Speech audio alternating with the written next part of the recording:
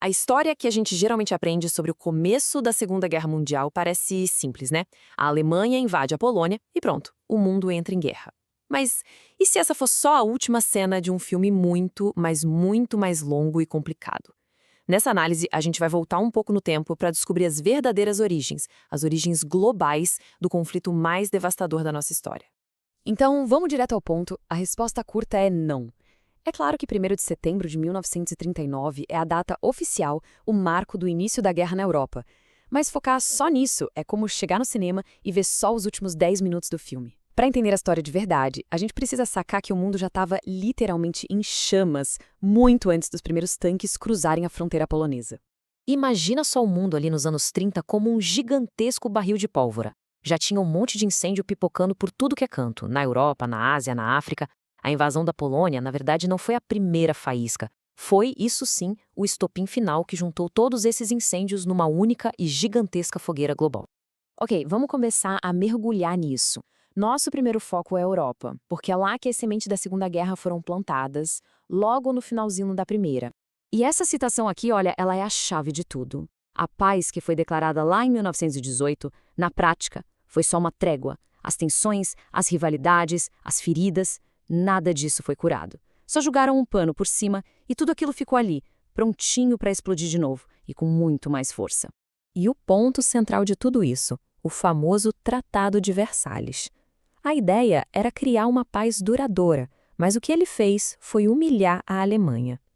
Perda de território, dívidas impossíveis de pagar, tudo isso criou um ambiente perfeito, um terreno fértil para o surgimento de ideologias extremistas que prometiam uma coisa: vingança e a restauração da honra do país.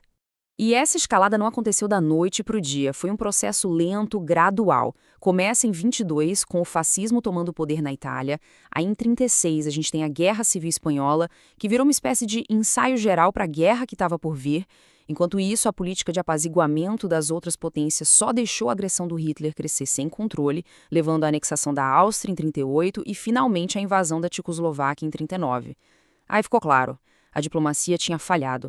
Agora, vamos dar um pulo para o outro lado do mundo, para a Ásia, porque enquanto a Europa estava lidando com seus próprios fantasmas, um incêndio totalmente diferente, mas igualmente perigoso, já estava se espalhando, movido pela ambição imperial do Japão. O que é muito interessante de notar aqui é como as motivações eram diferentes. A Alemanha era uma nação derrotada, buscando revanche. O Japão, pelo contrário, saiu vitorioso da Primeira Guerra. E o que ele queria era construir um império, garantir recursos que não tinha.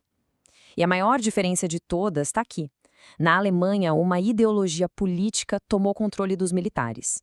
No Japão, o caminho foi o inverso. Os militares tomaram o controle da política. E como que os militares tomaram o poder? De uma forma bem sistemática e francamente brutal. O exército e a marinha agiam quase por conta própria, desprezando abertamente os políticos.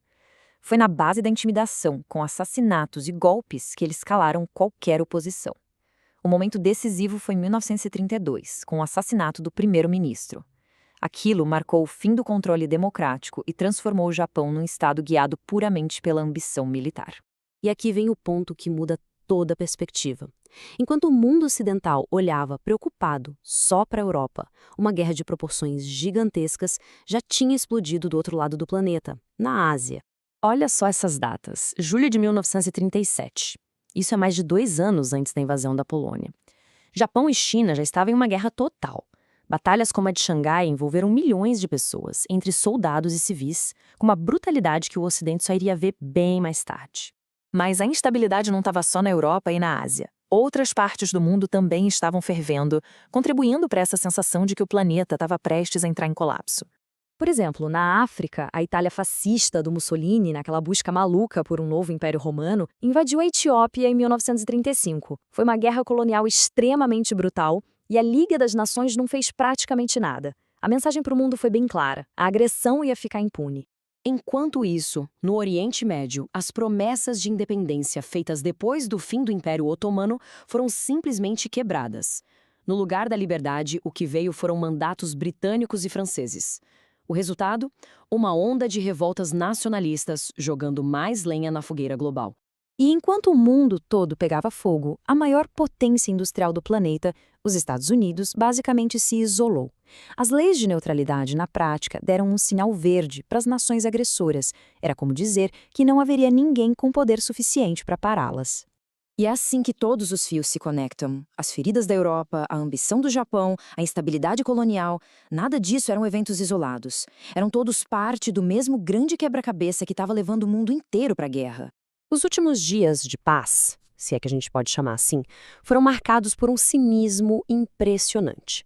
Primeiro, esse pacto entre Hitler e Stalin, dois inimigos mortais que basicamente selou o destino da Polônia.